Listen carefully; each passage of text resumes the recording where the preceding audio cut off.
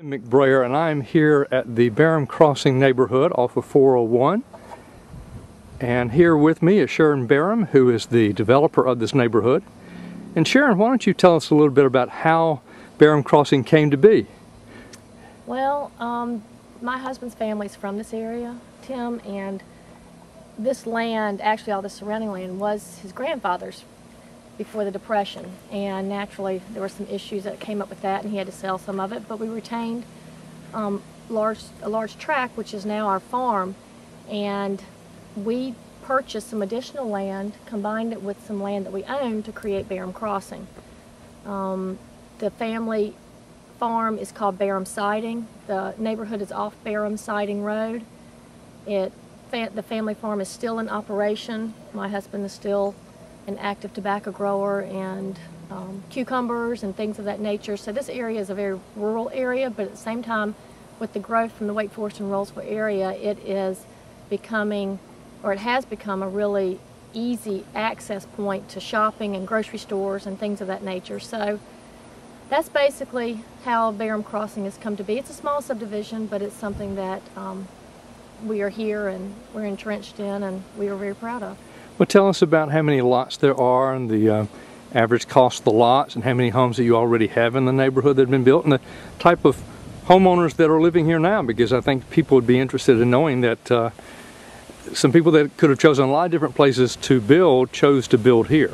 Yeah, the majority of the homes that are built at this point are all from builders themselves, and we have a total of 28 lots that are in the subdivision, and the homeowners can build now or they can build later. We prefer that they go ahead and build now, just because we want to see families in here and kids running up and down the streets and things of that nature. But we have had some homeowners that are purchased and they're in the process of getting their plans together. But for the most part, all the homes that are built in here, and we have 4 homes that are in here at this point, those are all with individual builders.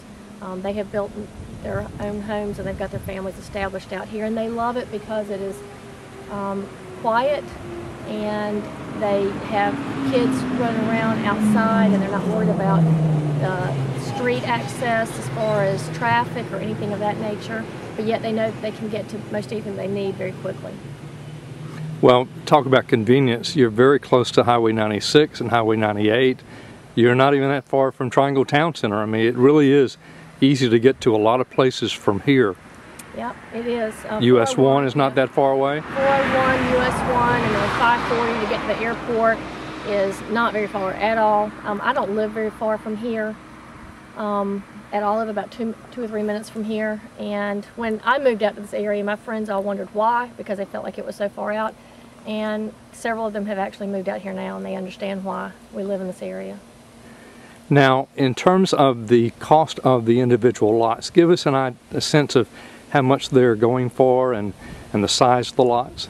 The minimum size of the lots is a 90,000 square foot lot, which is the minimum required in this area for septic systems. So basically it's an acre, is what's considered a builder acre, is the minimum size. Several of them run considerably over that, and we do have just a handful of lots that are open at this point, with no trees. For the most part, those have been sold. The rest of them are all heavily wooded, and those lots that are, we have a few in a cul-de-sac, and those are the more expensive lots, and they're running in the mid-60s. But for the most part, everything is in the upper 50s and range anywhere in between those two. Okay, and so if a buyer came along today and they found a lot that they wanted to buy and they purchased the lot, what's the time frame from when they would have to start building? We ask that the homeowners start construction within 18 months from the time that they close on the lot, but I have had a couple situations where I've had to work with them, but for the most part, that's what everybody's been complying with. Okay. And you can bring your own builder to this neighborhood? As long as it's a licensed North Carolina builder. We do not want to have any situation of uncle who has helped somebody build a deck in the past suddenly thinks they can build a home. We definitely want to maintain the integrity of the neighborhood and the architectural guidelines, which there is an approval process, and have to have a general contractor who is licensed with the state of North Carolina to build. And in terms of the minimum size of a house and square footage? For a ranch, it's a 2,750 minimum, and for a 2-story or 1.5 story, it's a 3,000 square foot minimum. Okay. So houses that have been built in this neighborhood so far, they're going to be in what price range, and houses that would be built based upon the value of the land? That's kind of an interesting question, because it said most of these have been builders, and they have put a lot of extra bells and whistles in their homes. So at this point, I'm not real sure what I could put those values to, but I would guesstimate they're going to be somewhere in the upper fours, maybe a little lower. But I know we've got one house that's getting ready to get started. That's a pretty large home, and it's another builder who's building his personal home.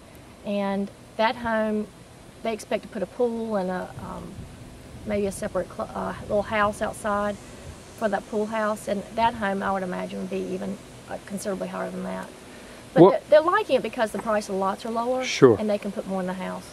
Well, what is the one thing, the most important thing that you would like people who are viewing this video to know about Barham Crossing?